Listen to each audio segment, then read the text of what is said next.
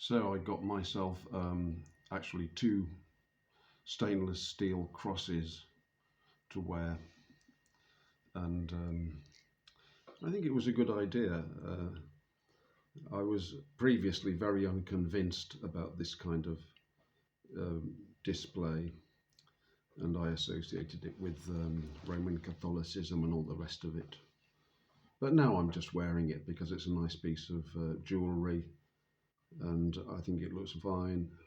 And I've already had the first conversation with the little girl, the daughter of my Muslim neighbours, who was very interested in it and asked me if it was Christian, and I said it was. So, it can open a conversation wearing a cross around one's neck. Why not? And I went to the market on Saturday, and I met there a broadcaster who was selling watches.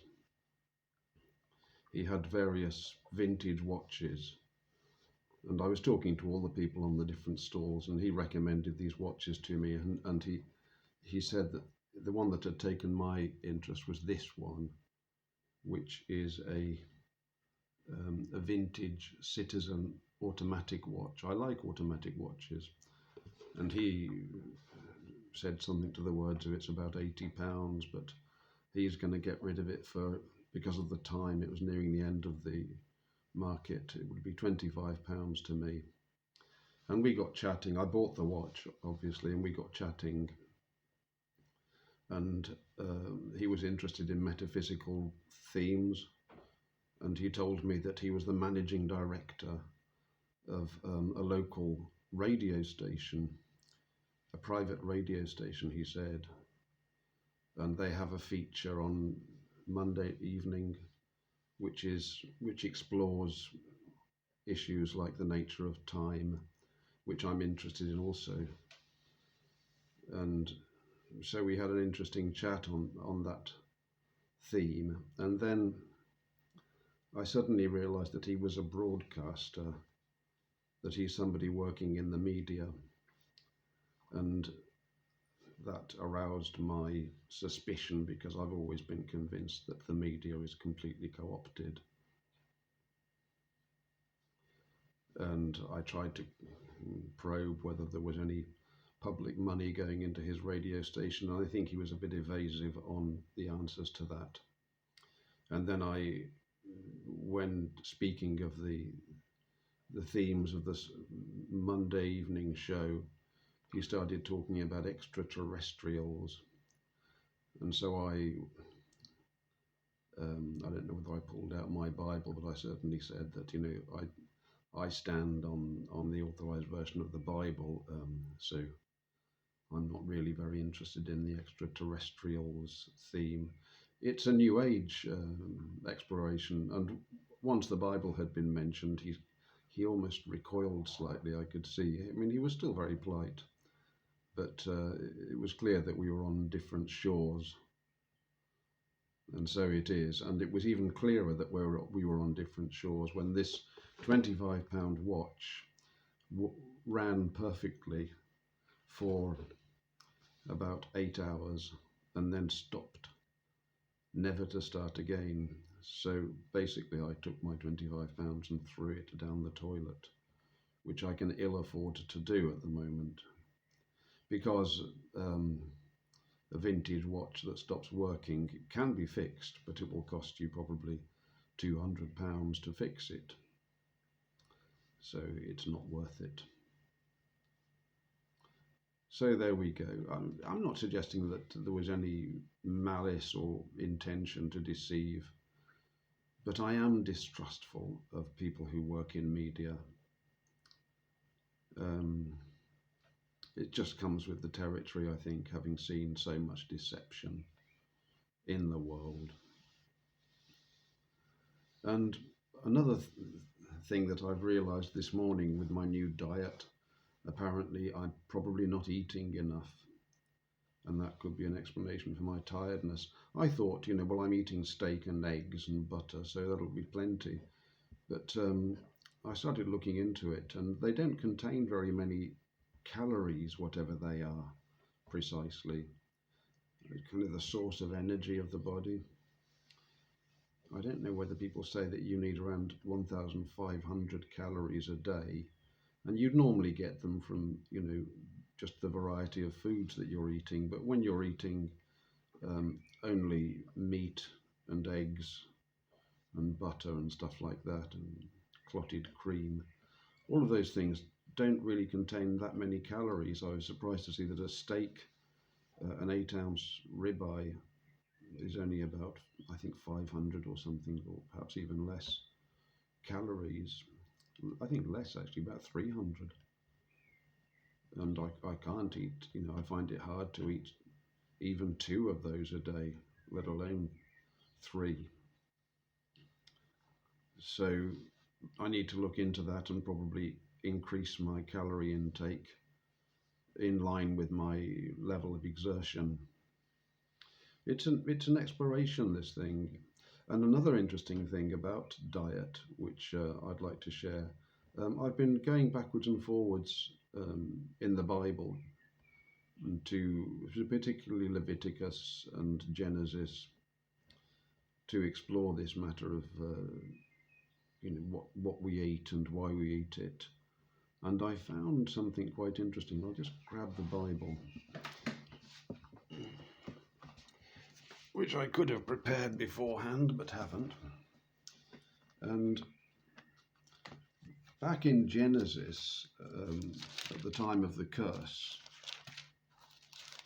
let me see, which will be chapter 3 of Genesis.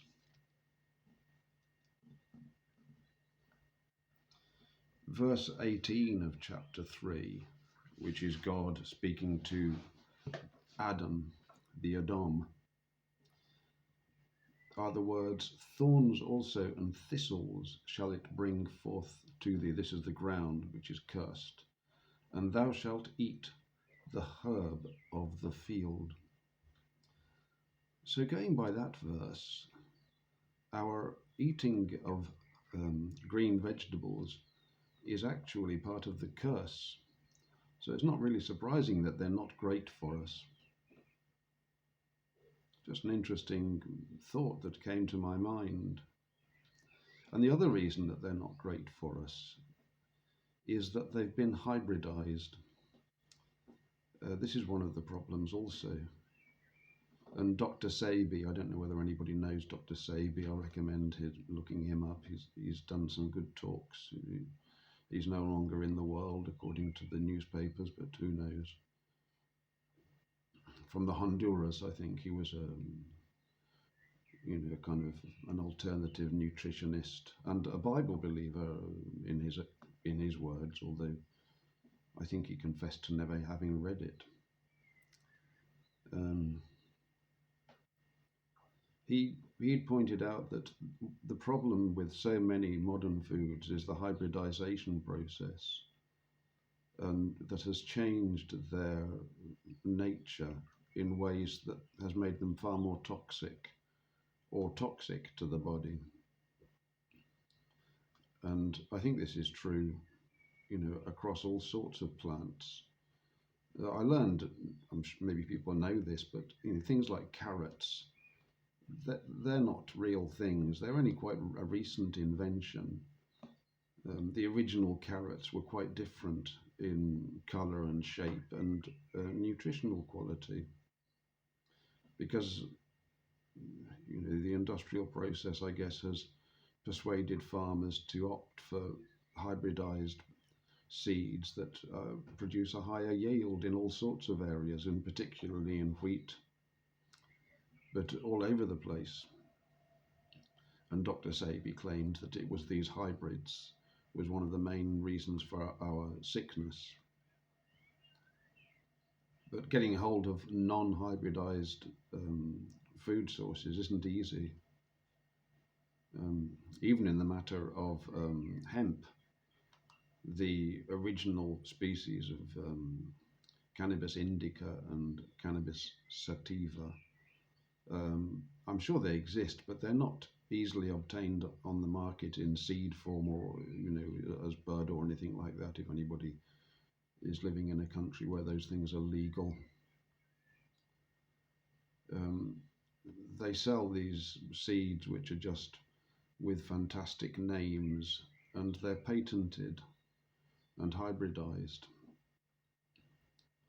So that's another reason why plants could be poisonous, which is one of the claims of those who are following the carnivore diet.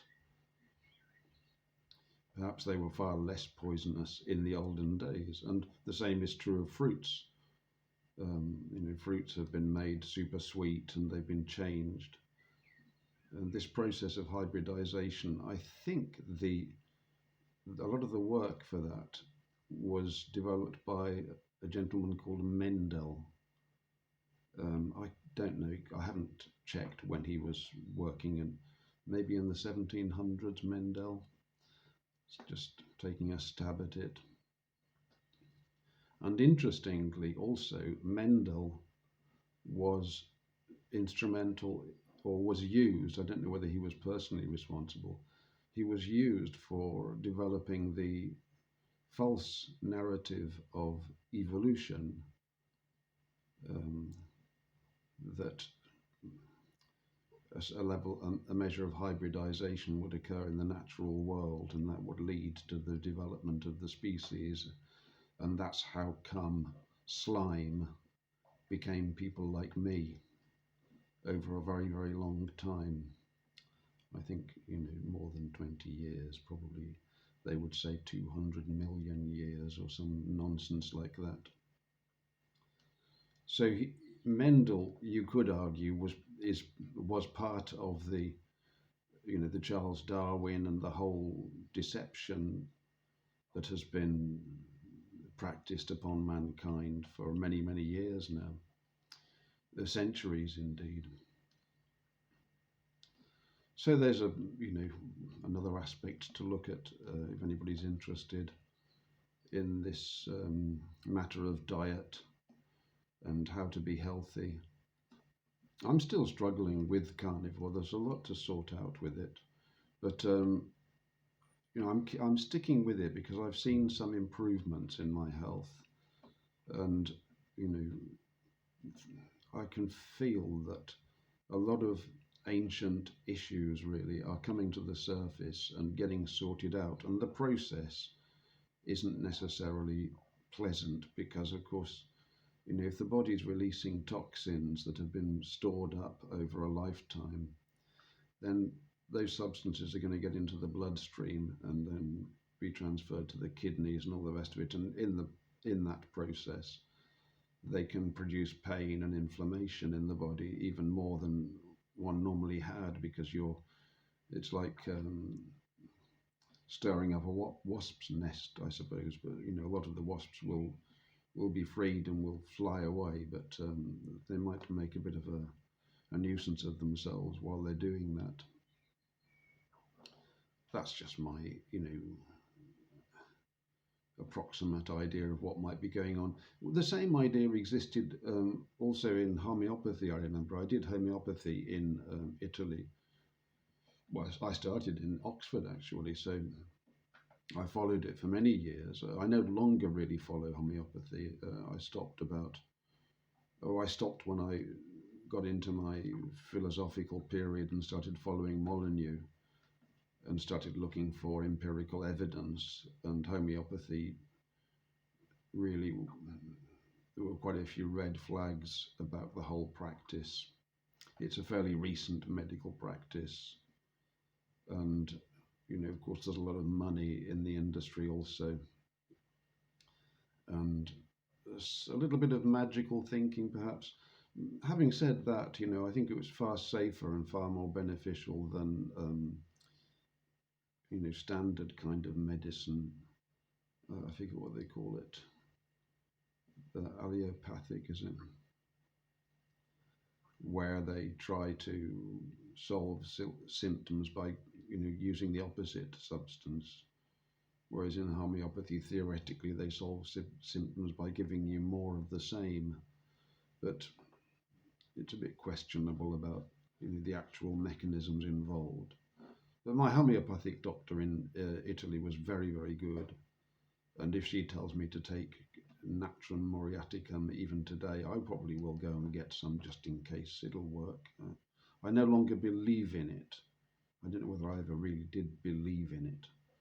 But, it doesn't hurt to take a sugar pill from time to time. They're very tiny. So that's the way that things stand today. I have a full day of work ahead of me.